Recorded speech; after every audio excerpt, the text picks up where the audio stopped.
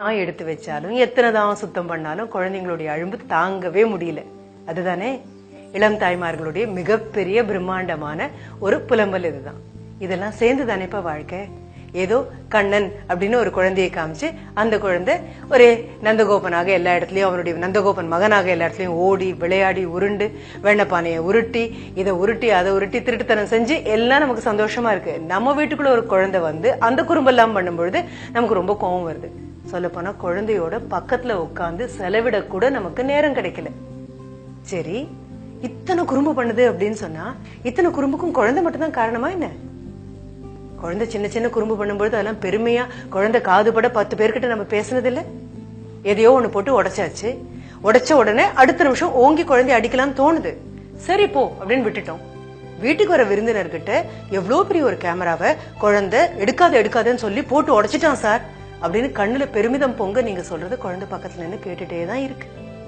ஒரு பாட்டில தொடாதேன்னு சொல்லும்போது இந்த பாட்டில தூக்கி கீழே போட்டு உடைச்சதை பார்த்துட்டு நீங்க அதை பத்தி பெருமையா சொல்றது கேட்டுட்டே தான் இருக்கு. சொல்ல போனா எங்க அப்பா ஒரு அடி, அம்மா ஒரு குத்து, பாட்டியை இப்படி திட்டு, தாத்தாவை அப்படி திட்டு.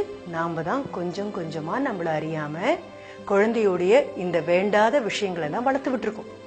கட்டுக்கடங்காம போகும்போது கூச்சமும் தயக்கமும் எல்லாம் ஒன்னா வந்து உட்கார குழந்தைய வெளியில கூட்டிட்டு போறது கூட நீங்க பயப்படுறீங்க. ஒரு கடைக்கு கூட்டிட்டு போனா கையும் காலையும் உதைச்சு புரண்டு அழுது எனக்கு இந்த பொம்மை வேணும் அப்படின்னு குழந்தை கேட்கும் போது இந்த பிடிவாதம் இட் எம்பாரசஸ் யூ. வேற வழி இல்லாம 4 பேர் முன்னால நாணக்கேட ஆயிடக்கூடாதே, கூச்சம் ஆயிடக்கூடாதே அப்படின்னு குழந்தை கேட்டதை விட பெரிய பொருளா உன்னை வாங்கி கொடுத்துட்டு திரும்பி வந்துடும். பெரிய பிரச்சனை. தாக்கு பிடிக்கணும்.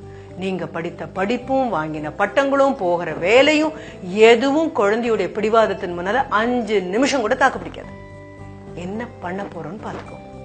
எல்லா உளவியல் வல்லுநர்கள்ட்டையும் கேட்டாலும் அவங்க எல்லாரும் நம்ம கிட்ட சொல்ற ஒரு விஷயம், do not allow your child to exploit you. என்ன சொல்ல வரேன்னு புரியுதா? கொஞ்சம் கொஞ்சமாக குழந்தைக்கு புரிய ஆரம்பிக்கும். அதனுடைய விரட்டல்களுக்கும் மிரட்டல்களுக்கும் நம்ம எப்படி பணிஞ்சு போறோம்னு குழந்தைக்கு புரிய ஆரம்பிக்கும். புரிய ஆரம்பிச்ச அடுத்த நிமிஷமே இமோஷனல் பிளாக்மெயிலிங் தொடங்கிடும். 3 வயசு வரைக்கும் கூட வேண்டாம், 2 வயசு குழந்தை அது இது வேணும்னு கேட்டு நீங்க வாங்கி தரலையா எல்லார் முன்னாலையும் உங்க மானத்துக்கு எடுத்துருவேன் அப்படின்னு. பெரும்பாலும் விருந்தாளிகள் வரும்போதுதான் குழந்தை என்ன பண்ணும் தெரியுமா? எதெல்லாம் நீங்க எடுக்க கூடாதுன்னு சொன்னீங்களோ அதெல்லாம் கையில எடுத்து வச்சுக்கும். எதெல்லாம் நீ தொடக்கூடாதுன்னு சொன்னீங்களோ அதெல்லாம் தொட்டுட்டு இப்ப என்ன பண்ணுவீங்க அப்படின்னு கேட்கும். விருந்தாளிகள் முன்னாலேயும் தாய் தகப்பன் பெற்றோராகத்தான் இருக்கணும். இதை தொடக்கூடாதுன்னு அப்பா சொல்லியிருக்கேன், தொட்டா அப்பாவுக்கு கோபம் வரும்.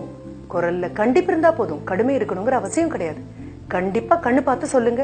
குழந்தை 2 நிமிஷம் முயற்சி பண்ணும். 3வது நிமிஷம் அப்பா என்ன சொல்றாரோ அது சத்தியம்னு புரிஞ்சுதுன்னு வைங்க, அமைதியாயிரும் குழந்தை. இதுதான் நாம பண்ண வேண்டியது. ஆனா நம்ம கூச்சப்படுறோம். சரி, அப்பா மாட்டேன்னு சொன்ன அடுத்த நிமிஷம் அம்மா பாஞ்சு ஓடி வராங்க. குழந்தை மனசு பொக்குன்னு போயிருங்க, ஏதாவது கொடுத்துருங்க அப்படின்னு சொல்றாங்க. தாயும் தகப்பனும் ஆளுக்கு ஒரு பக்கம் பிரிஞ்சு நின்னா குழந்தைய சரியான பாதையில நம்மளால நடத்தி கூட்டிட்டு போக முடியாது. சரி, அம்மா அப்பா கண்டிப்பா இருக்காங்க. அடுத்தது யார் பிரச்சனை பண்ணுவாங்க தெரியுமா? தாத்தா பாட்டி. கையில இருக்கக்கூடிய அன்பை அப்படியே குழந்தை தலையில கொட்டிடலான்னு ஓடி வருவாங்க.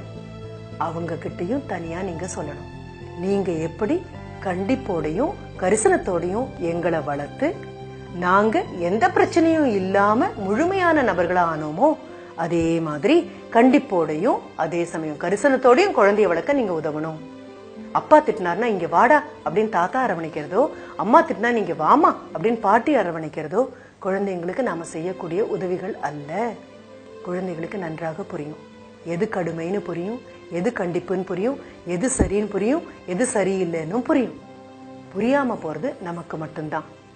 குழந்தைய ஏமாத்திடக்கூடாது, மனது காயப்பட்டுடக்கூடாது, குழந்தை மனது வருத்தப்பட்டுடக்கூடாது அப்படின்னு நாமளே எதையாவது ஒன்ன கற்பனை செஞ்சுட்டு வீடு ஒரு குழந்தைய கண்டிக்க மறந்தாலோ மறுத்தாலோ நாளைக்கு வீதி கண்டிக்கும்.